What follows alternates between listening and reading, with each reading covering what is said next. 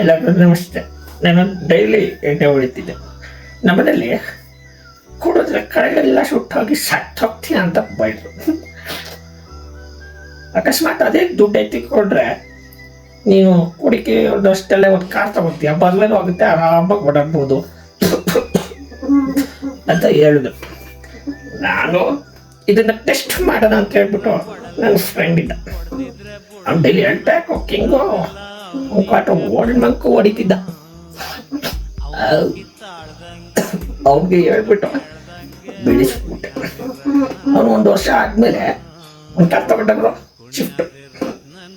Shift car ತಗೊಂಡ. ತಗೊಂಡಿದ್ ಖುಷಿಲಿ ಅವರು ಮುರುಡೇಶ್ವರಕ್ಕೆ ಹೋದ.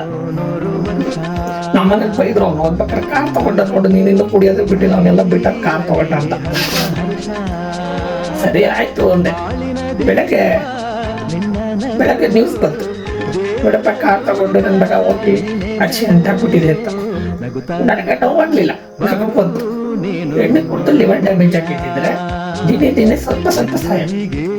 ಒಂದೇ ಸರಿ ಹೋಗ್ಬಿಟ್ಟೆ ಮಗ. ನನ್ನ ಪ್ಲಾನ್ ಸಕ್ಸಸ್ ಆಯ್ತು.